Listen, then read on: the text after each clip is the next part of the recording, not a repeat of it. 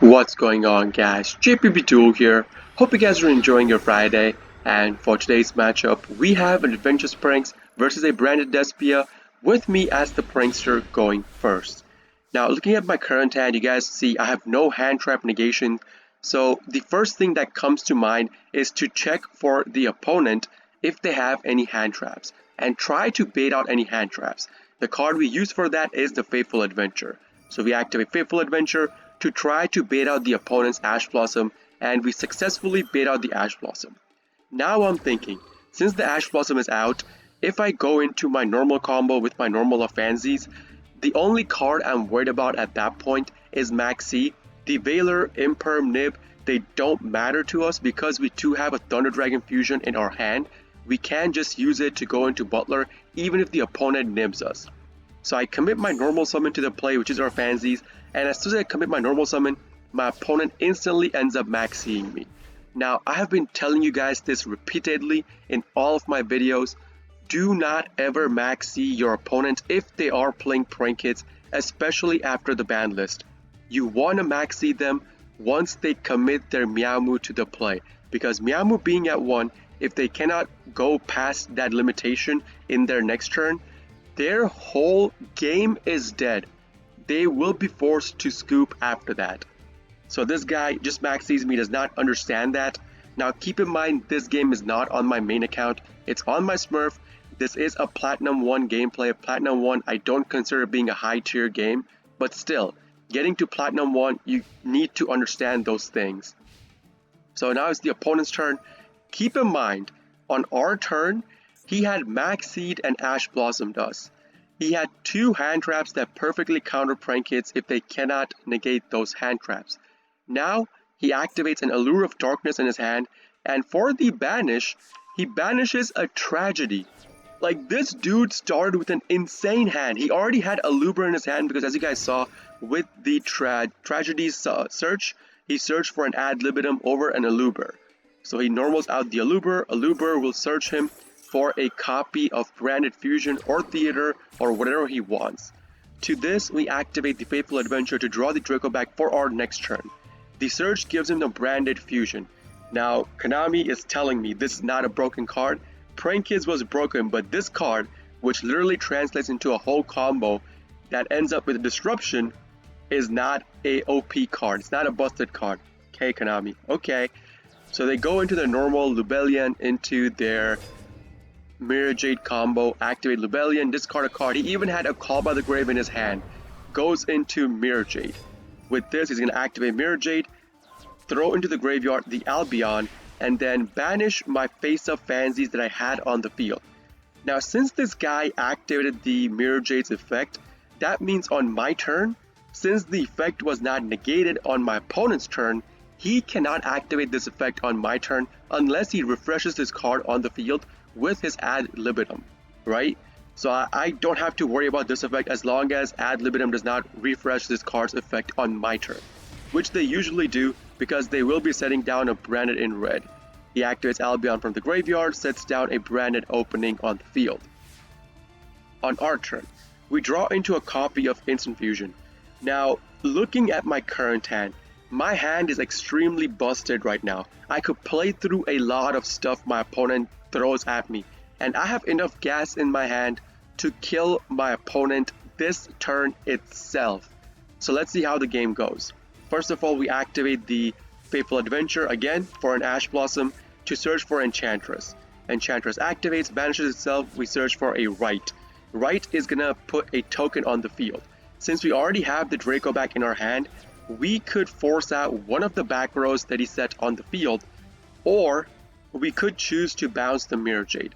Now, the bounce on the Mirror Jade would have been the ideal play. Keep in mind, that would have been the most optimal play I could have done, because if I bounce the Mirror Jade, he cannot put it back on the field through the ad libitum's effect off of the branded in red. If I bounce the Mirror Jade, that would take away the disruption from the field, one of the disruptions on the field, but it could still go into Chimera depending on the cards he has, so Chimera would have still popped my cards. So we know that this card is a branded opening. So what I was going towards was that if my opponent had gone into Chimera or refreshed the Mirror Jade, what I wanted to do was put Butler on the field and pop my opponent's field completely. And if the bounce on the branded opening that he set right here goes through, that means he cannot negate the destruction on my turn. But he still chooses to activate it anyways. Now, granted, this is a misplay on my part. I should have bounced the Mirror Jade over the back row set of branded opening, but it is what it is. I chose to bounce this card over the Mirror Jade, even though this card is a quick play, because I wanted to force him to use the card. So he activates the branded opening, sends a copy of Mirror Courier from his hand to the grave. Now this was insane for me, because I did not know he hard opened a copy of Mirror Courier in his hand. If this Mirror Courier had been on the field, since he had a monster on the field that does have a Fallen of Albaz as a material use for it, this card would have acted as a quick effect monster negate.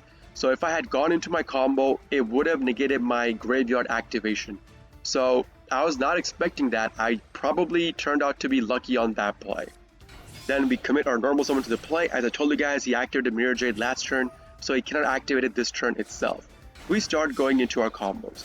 As I told you guys, I have enough gas in my hand to kill my opponent this turn itself, even through all the cards he has on the field. Now this Dramaturge negation on our Doodle-Doo does not matter to us, because we had a Prank Kids Pranks in our hand. As I have told you guys before as well, if you start with a Prank Kids Pranks or a Prank Kids Pandemonium in your hand, the negation on the Doodle-Doo search does not matter to you. You just use your fancies, you send the other card to the graveyard, you go into your second copy of Doodle-Doo, tribute Doodle-Doo and get the card back, and continue on with your full one card combo to go into Butler on your opponent's turn. I've told you guys that multiple times in all of my videos. So this does not matter to us. We get a Lamses, we link off again into our second copy of Doodle-Doo. We're going to activate Lamses just to burn him for 500. We get a Roxy's, tribute the Doodle-Doo, target the Pandemonium plus a Prank Kids monster in the graveyard, add him to our hand. Now the ideal thing to do here would have been go into Pranks, discard, get a token, which we are going to do, and then go into our Bow Wow. But Roxy states that if you want to activate Roxy's in the graveyard, you need to banish one card from your hand. My hand was pretty good as is. I did not want to banish any cards from my hand. So what I did was I went into Instant Fusion, which will go into my Rocket Ride. I'm going to tribute my Rocket Ride, pulling out two cards from the graveyard, put them on the field. One of them being the link to my Doodle-Doo. Then the other card that I put on the field, I link off into Hida, because I realized that the opponent did Ash Blossom us in our first turn. Ash Blossom being a fire type card. Your Prank Kids token that you get off of your Prank Kids Pranks is a fire type monster. So using the token plus the dropsies that I put on the field using my Weather Washer, I go into Hida. Hida now is going to activate to yoink the Ash Blossom from the opponent's graveyard, put it on our side. I could have gone into Nightmare Unicorn, mind you, to bounce the Mirror Jade at this point again, but I chose not to do it because I was pretty sure my opponent did not know what was going on, or he did not understand how to play the branded Despia whatsoever. I was 90% sure this card was a branded in red. This guy had hard drawn branded in red in his beginning hand, I'm gonna assume. So pretty sure it was branded in red, but he chose not to activate it. So it made me think maybe this card might not be branded in red, maybe it could be something else, right? But we still continue on with our combo. I go into Selene, we activate Selene. We did not have a spellcaster monster in the graveyard at that point, no Effect Veiler, no Enchantress, so I could not yoink it and put it on the field by activating Selene to go into access code. But I already had a face-up defense monster, which was our Roxy's, which I was not going to utilize anyways. So using the Selene plus the Roxy's, we go off into access code, activate it, and start popping our opponent's card. First order of business, the face down card the opponent set. We have to pop it. I don't know what it is, could be anything, and lo and behold, turns out it is a branded in red. Now this branded in red was not activatable this turn itself. As you guys see right here, it was not activatable. Why? He did not have a Despia monster that he could have added into his hand. This card states, target one of the Despia monster or Fallen of Albaz in your graveyard, add it to your hand, and then you could apply one of this effect. Only then can you fusion. He did not leave any Fallen of Albaz or a Despia monster that he could have added into his hand in his graveyard. He could have left the Dramaturge in the graveyard, but no. He could have gone into his combo, but no. He misplayed completely. That branded in red became a dead card on the field. So that means our access code pops goes through. He's going to activate the branded opening to negate the pop on the Mirror Jade.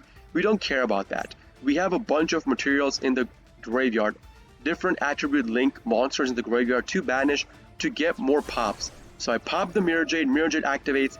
Mirror Jade states that if it's destroyed through battle or card effect or anything, it will activate in the graveyard where it will pop your opponent's field at the end of the turn. But we're not giving the opponent a next turn anyways. Then I banish Meowmoo, pop the Dramaturge, use Thunder Dragon Fusion, and go off into my Butler. Now, with all this, I'm pretty sure you guys understand, I had enough to lethal my opponent this turn itself. I believe so, I had it. So I had 5 plus 3, 8.3k. I had 10.3k damage on the field with the whole combo resolve. When the whole combo resolves, this Doodle Doo cannot attack this turn because we put it on the field through the Rocket Rides effect, so I'm not counting this card towards the attack. The opponent, however, on the other hand, he only had 9,300 life points, I believe, so we would have been able to kill him this turn. So seeing this, my opponent just outright scoops. That's it for today's game, guys. If you guys do enjoy this kind of videos, please consider hitting the like button, subbing to my channel for more daily prank and video uploads, and if you guys are interested in the live version of all of this, I do live stream on Twitch, twitch.tv/jpbduel. Link along with my schedule and a link to my Discord will be in the video description itself for you guys to check out. This is JPBDuel signing out for today. I'll see you all in the next video. Peace!